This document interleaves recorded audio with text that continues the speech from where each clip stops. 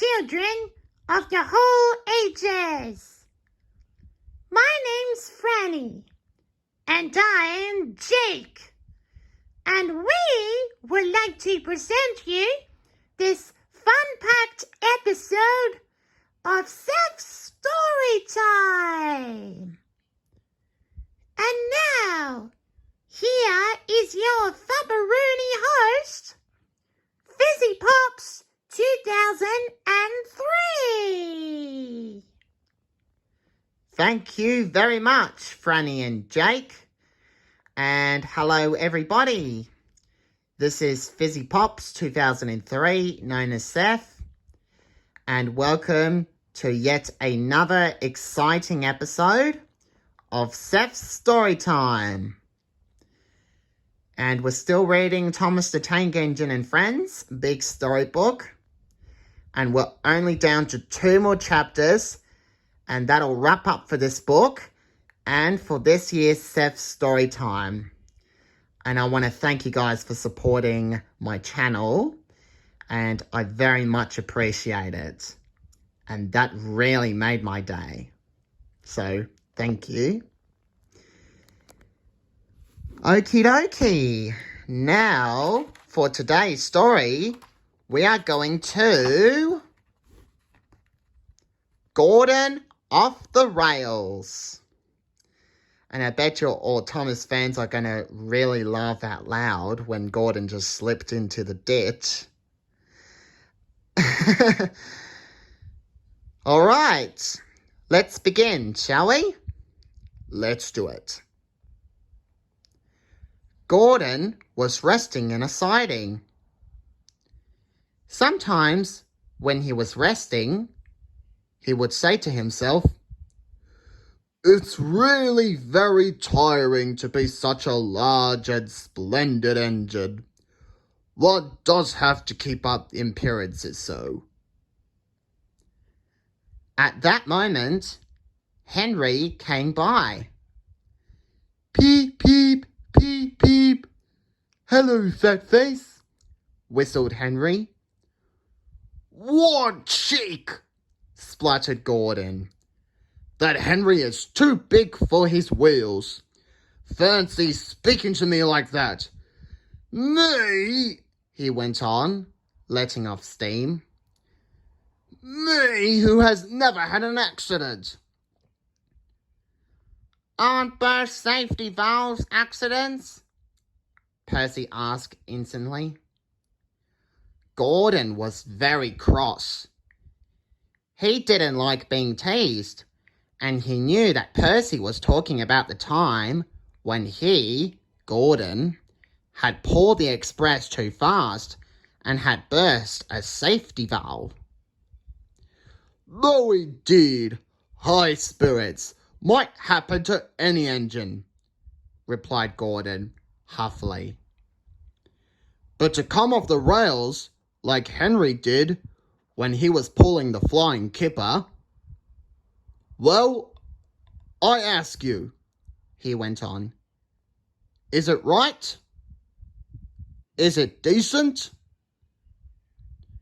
Sometimes James and Henry helped Gordon by taking the express. A few days later, it was Henry's turn. Gordon watched him getting ready. "Be careful, Henry," he said. "You're not pulling the flying kipper now. Mind you keep on the rails today." Henry snorted away. Gordon yawned and went back to sleep.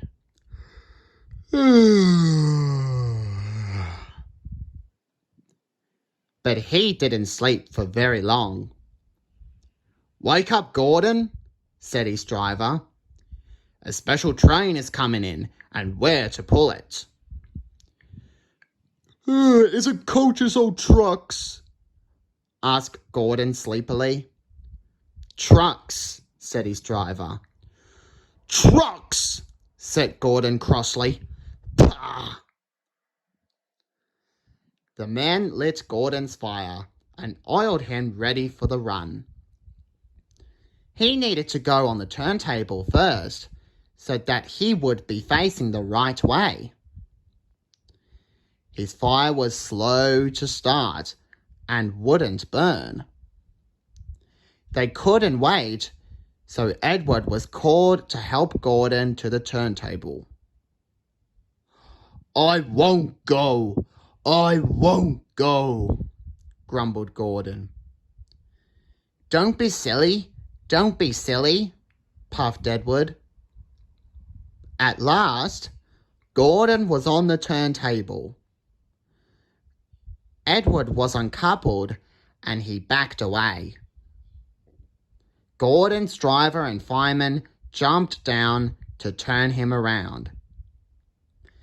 The movement had shaken Gordon's fire so that it was soon burning nicely. Gordon was cross and he didn't care where he did. He waited until the table was halfway around, and then his chance come. "I'll show them! I'll show them!" he hissed. He moved slowly forward. He only meant to go a little way, just far enough to jam the turntable and stopped it turning. But his plan was going wrong. He couldn't stop himself. He slithered and slipped off the rails, down the embankment, and settled in a ditch. Oh no!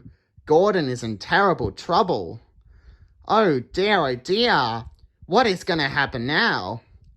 Well, I bet you all Thomas fans know, but for some of you don't know, let's all find out. "Oosh!" Gordon hissed as his wheels churned the mud. "Get me out! Get me out!" "Not a hope," said his driver and fireman. "You stuck, you silly great engine. Don't you understand that?" They telephoned the Fat Controller. He can see Gordon from his window.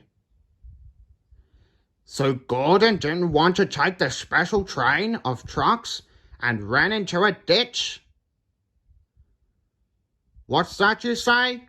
he said. "The special's waiting?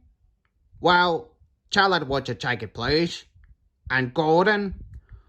I'll just leave him where he is. We haven't got time to bother with him now." So there was Gordon, stuck in the ditch. On the other side, some little boys were chattering. "Oh, cool," they called. "Doesn't he look silly?" Gordon lay in the ditch all day.